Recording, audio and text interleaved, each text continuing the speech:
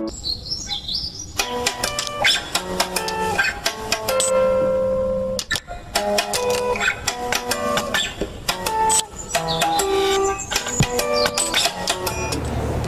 time you want to stress on something, use the word very.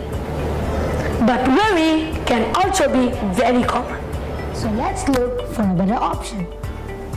Check these examples. You look very bad when you cry.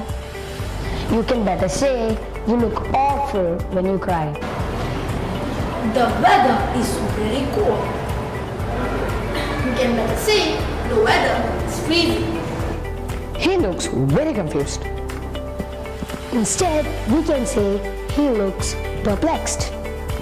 Wait and watch for more tips.